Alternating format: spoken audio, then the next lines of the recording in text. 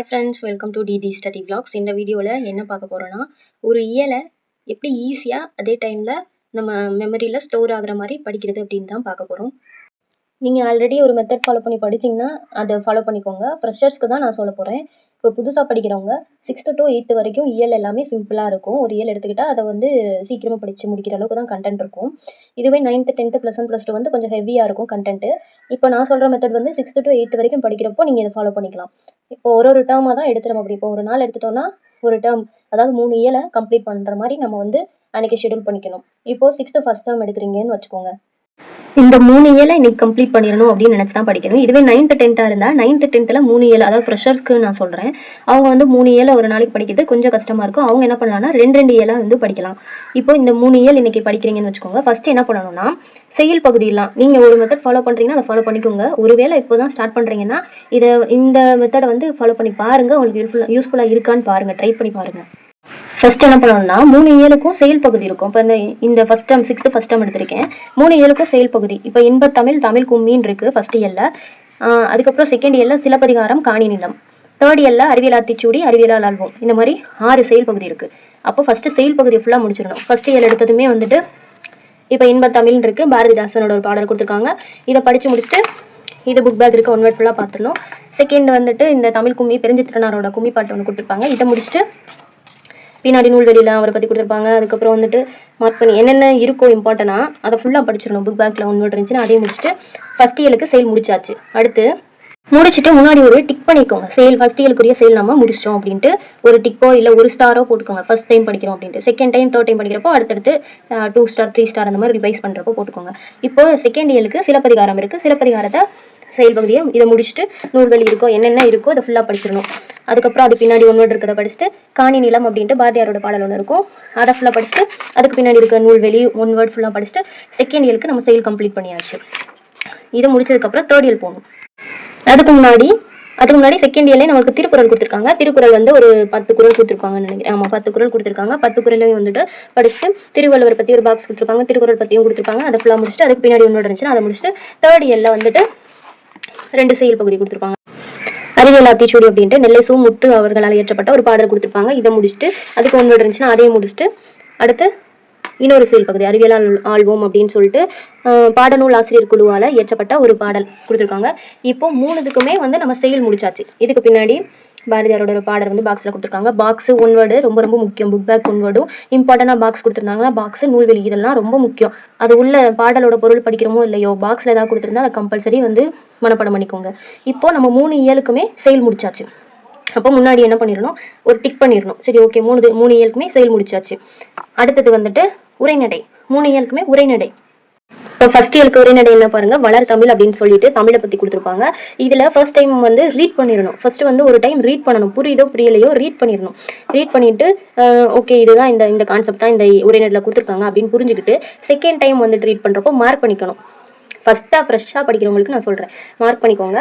அடுத்து திரும்ப ஒரு இயலை ஃபஸ்ட் டைம் படிக்கிறப்போ ரீட் பண்ணணும். 2வது டைம் வந்து புரிஞ்சுக்கிட்டு மார்க் பண்ணணும் எது இம்பார்ட்டன்ட்னு. 3வது தான் மனப்பாடம் பண்ணணும்.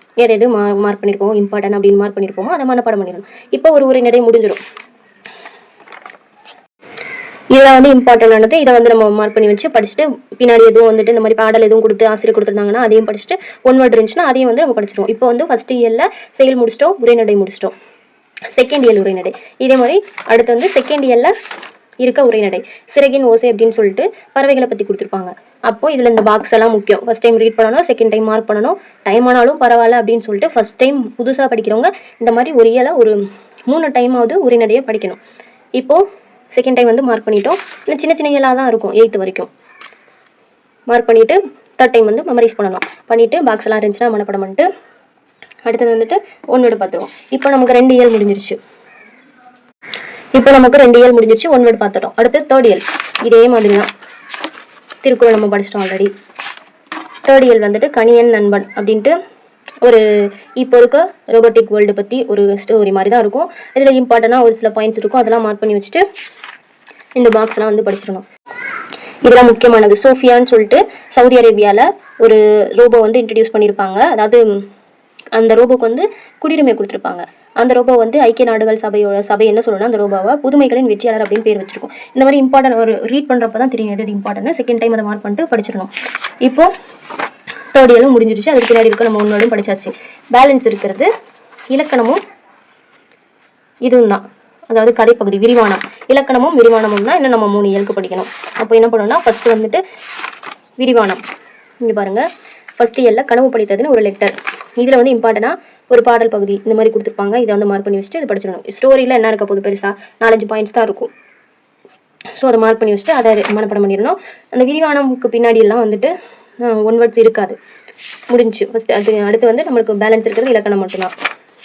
2வது இயலில் கீழவனும் கடலும் அப்படின்னு சொல்லிட்டு ஒரு கதைப்பகுதி கொடுத்துருப்பாங்க. இதில் இந்த பாக்ஸ் முக்கியம். அதே மாதிரி யார் யார் பேருன்றது வேணால் பார்த்துக்கோங்க. இது வந்து அவ்வளோ இம்பார்ட்டன்ட் கிடையாது, இதனாலும் மார்க் பண்ணி வச்சுக்கோங்க. மார்க் பண்ணி பார்த்து வச்சுக்கோங்க. இந்த ஸ்டோரி என்னன்னு ஒரு டைம் ரீட் பண்ணிக்கோங்க. அடுத்து 2 இயலுக்கும் முடிஞ்சிருச்சா. தேர்ட் இயலில் வந்துட்டு என்ன இருக்குன்னா அப்துல் கலாம் ஐயாவை பற்றி ஒரு உரையாடல் மாதிரி கொடுத்துருப்பாங்க. இதில் எதுவும் இம்பார்ட்டண்டாக பாயிண்ட்ஸ் இருக்குன்னா பார்த்துக்கோங்க. அப்துல் கலாம் ஐயாவுக்கு பிடித்த திருக்குறள் எதுன்னு கேட்டிருப்பாங்க. அதுக்கப்புறம் எந்த வயதாக இருக்கிறப்போ அவருக்கு அறிவியலில் இன்ட்ரெஸ்ட் வந்துச்சு, அந்த மாதிரி ஒரு சில முக்கியமான பாயிண்ட்ஸ் இருக்கும். அதை மார்க் பண்ணி வச்சுக்கோங்க. இலக்கணம் வந்து கோர்வையாக படிக்கிறது தான் பெஸ்ட்டு. இப்போ ஃபர்ஸ்ட் இயலில் வந்து தமிழ் எழுத்துக்களோட வகைத்தொகை கொடுத்துருக்காங்க. அதாவது உயிரெழுத்து எது, மெய்யெழுத்து எது, மாத்திரைனா என்ன, அந்த மாதிரி கொடுத்துருப்பாங்க. செகண்ட் இயலில் வந்துட்டு முதல் எழுத்துக்களும் சார்பு எழுத்துக்களும் கொடுத்துருப்பாங்க.